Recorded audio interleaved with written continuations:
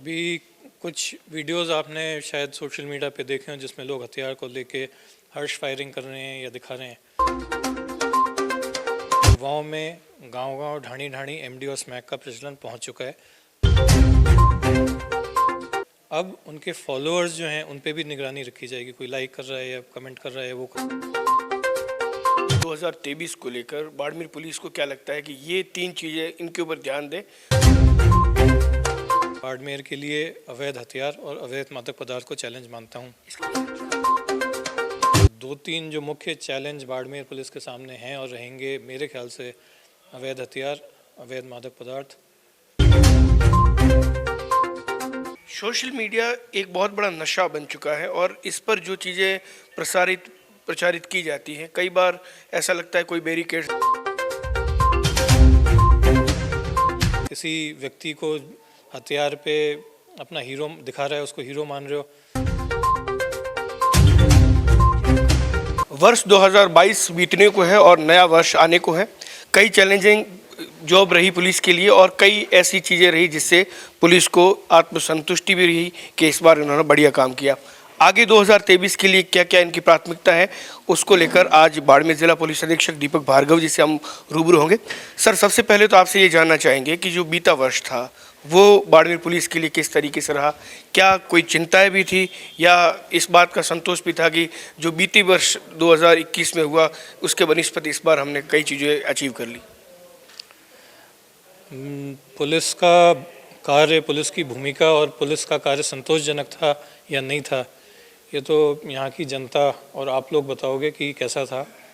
मेरे व्यक्तिगत रूप से मेरे को इस बात का संतोष है कि जो पुलिस मुख्यालय के निर्देश थे उनको काफ़ी हद तक हमने पाने में सफलता प्राप्त करी।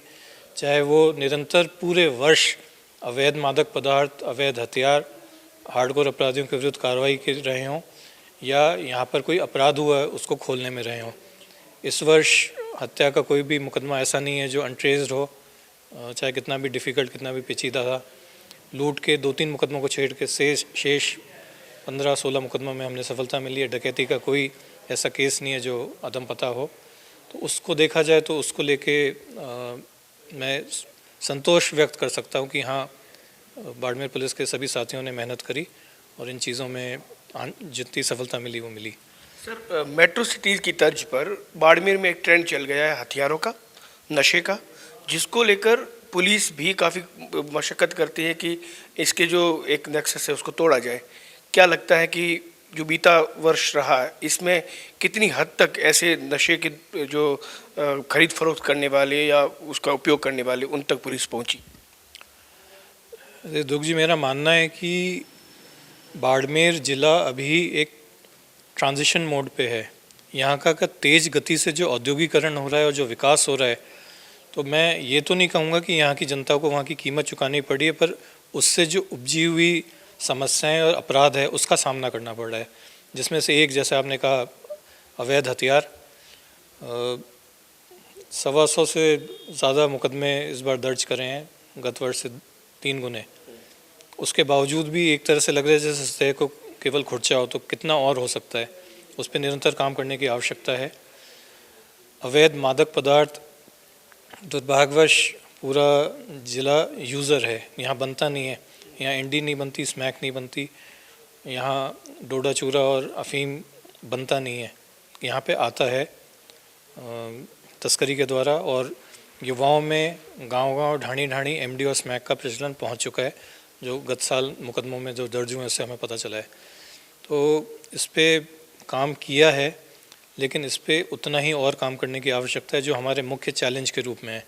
मैं बाकी चीज़ों से ज़्यादा बाड़मेर के लिए अवैध हथियार और अवैध मादक पदार्थ को चैलेंज मानता हूँ। इसके साथ एक और सवाल जोड़ना चाहूँगा कि चौहटन, धनाऊ, सेडवा, ये सरहद के आसपास के इलाके और यहाँ पर जो हमारी वहाँ के लोकल लोगों से बात होती है उनका ये कहना है कि यहाँ पर प्रचलन शहर की बजाय और तेज़ी से बढ़ा है। क्या लगता है कि अंतर्राज्यीय सीमा, अंतर्राष्ट्रीय सीमा, इनके छोर पे बसे हुए गाँवों को ज़्यादा लोग टारगेट कर रहे हैं?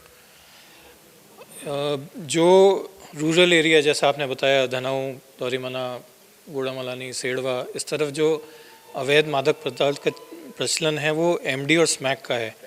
बॉर्डर पार से अमूमन हीरोइन आती है वो हीरोइन का यूज़ मैंने यहाँ होते हुए नहीं देखा, वो तस्करी होके पंजाब और दिल्ली वाली साइड गई है, जो अभी तक हमारे अनुसंधान से पता चला है।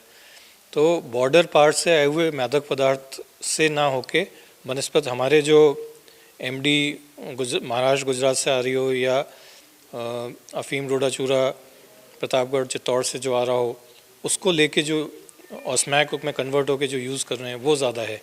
तो वो चिंता का विषय भी है, उस पर काम करने की आवश्यकता भी है और आने वाला समय बहुत चैलेंजिंग है। सोशल मीडिया एक बहुत बड़ा नशा बन चुका है और इस पर जो चीज़ें प्रचारित की जाती हैं, कई बार ऐसा लगता है कोई बैरिकेड्स नहीं है, किसी भी तरीके से माहौल ख़राब किया जा सकता है। बीते दिनों ऐसा ही हुआ, बाकासर की घटनाक्रम हुआ। क्या लगता है कि सोशल मीडिया और ख़ासकर साइबर क्राइम, इसको लेकर पुलिस को और बेहतर करने की ज़रूरत है? साइबर क्राइम और सोशल मीडिया पे जो अनर्गल बातें होती हैं वो दोनों अलग अलग रहेगा। साइबर क्राइम में मुख्यतः cyber crime, cyber fraud, OLX का हो, ATM का हो, आर्थिक अपराध, और वो वाले हैं जिसमें एक व्यक्ति विशेष को नुकसान होता है, उसको किसी ने दूर बैठे व्यक्ति ने ठगा होता है, चाहे वो भरतपुर और इस वाली साइड का मेव गैंग का हो, चाहे नॉर्थ ईस्ट का हो, चाहे महाराष्ट्र का हो, या दिल्ली गुड़गांव के किसी कॉल सेंटर से किया हुआ अपराध हो। तो वो व्यक्ति विशेष का होता है। उसके लिए तो जैसे मैंने बताया कि साइबर थाने का गठन हुआ है, वहाँ कुछ लोगों को रखा गया है, उनको प्रशिक्षण दिया जाएगा। उन प्रशिक्षित लोगों से थाने के बाकी लोगों को भी प्रशिक्षण दिया जाएगा और एक चैलेंज के रूप में इसको लेंगे, तब कुछ सफलता मिलेगी। बाकी आपके माध्यम से ये मैं ज़रूर बताना चाहूँगा कि सब लोग ये मान के चलें कि बचाव ही एकमात्र उपचार है आज की तारीख में। मैं मानता हूँ बाड़मेर पुलिस अभी इतनी परिपक्व नहीं हुई है कि हर एक साइबर क्राइम, साइबर फ्रॉड को पकड़ सके। अब सोशल मीडिया का जो आपने बोला वो दूसरा महत्वपूर्ण पहलू है। सोशल मीडिया पे और अन्य व्हाट्सएप, फेसबुक, ट्विटर, किसी पे भी कोई भी व्यक्ति कोई भी बात, कोई भी वीडियो, कोई भी ऑडियो चला देता है बिना ये सोचे समझे कि इससे क्या चीज़ हो सकती है। तो मेरा ये उसमें मानना है कि जब तक कि आप कंफर्म नहीं हो जाए क्या चीज़ है, जब तक कि 100% आपको पता नहीं चल जाए, तब तक आपको परहेज़ करना चाहिए कुछ भी चीज़ बोलने से, कमेंट करने से या अग्रेषित करने से। अगर वो किसी अपराध की श्रेणी में आ गया तो ऐसी चीज़ को रखने वाला, अग्रेषित करने वाला, दोनों अपराधी बनेंगे। स्टेट में अभी बीते दिनों जो घटना हुई, गैंग वॉर जैसी जो घटनाक्रम हुआ, उसके बाद मुख्यमंत्री जी ने भी ये चीज़ कही कि जो दिल्ली के इलाके या हरियाणा के इलाके, वहाँ से लोग अपराध करके यहाँ पे उनके लिए आरामगाह राजस्थान बन जाता है। उसके बाद एक और चीज़ कहेगी कि जो गैंगस्टर के फॉलोअर है उनके ऊपर भी हमारी नज़र है। क्या लगता है कि इससे कितना बड़ा बदलाव आएगा? जो लोग शुरुआत से ही ऐसे लोगों को फॉलो करते हैं, पुलिस अगर उनको समय रहते उनके ऊपर नज़र रखे, तो क्या लगता है कि युवा पीढ़ी जो गलत रास्ते पे जा रही है, हथियार और नशे के ट्रेंड में जी रही है, वो बच पाएगी?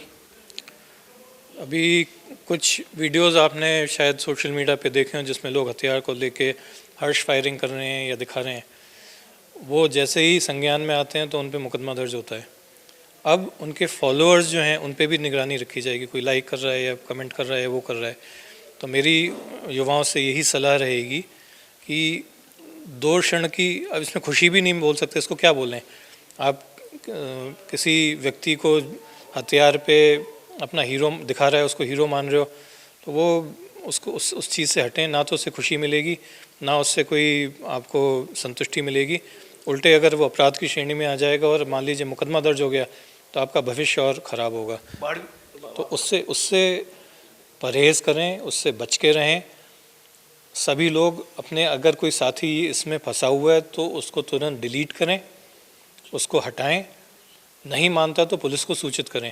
सर, एक अंतिम सवाल 2023 को लेकर बाड़मेर पुलिस को क्या लगता है कि ये 3 चीज़ें इनके ऊपर ध्यान दें तो 2022 में अतीत में जो चीज़ें हुई है उससे उसकी पुनरावृत्ति नहीं होगी? 2-3 जो मुख्य चैलेंज बाड़मेर पुलिस के सामने हैं और रहेंगे मेरे ख्याल से, अवैध हथियार, अवैध मादक पदार्थ, बढ़ती हुई यहाँ की आर्थिक गतिविधियों के कारण जो छोटा मोटा लॉ एंड ऑर्डर और समस्याएं होती हैं, जैसे कोई कंपनी है उसके आगे कोई गाड़ी लगा के रोकना है या अपने वाहन को लगाने की मांग करना, अपने व्यक्ति को लगाने की मांग करना, लगभग ब्लैकमेल करते हुए, वो स्वीकार्य नहीं होगी। वो एक मुख्य चैलेंज और रहेगा। उस पर भी हम लोग काम कर रहे हैं और करते रहे हैं। पिछले वर्ष मुझे बताया गया, अब ये बहुत पुराने समय का तो मुझे मालूम नहीं, कि पहले से स्थिति थोड़ी बेहतर होते जा रही है। आशा करते हैं कि और बेहतर होगी। शुक्रिया सर। बाड़मेर के पुलिस कप्तान दीपक भार्गव जी थे और स्पष्ट रूप से इन्होंने कहा कि नशा और हथियार ये दोनों बड़े चैलेंज है जिसको लेकर पुलिस काम कर रही है, रणनीति के तहत कर रही है और कई लोगों के खिलाफ 2022 में इस तरह के मुकदमे भी दर्ज किए गए हैं। फिलहाल 2023 सबके लिए अच्छा हो, पुलिस के लिए भी और आम जनता के लिए भी। सहयोगी जसराज जांगीर के साथ दुर्ग सिंह राजपुरोहित, द बाड़मेर टाइम्स।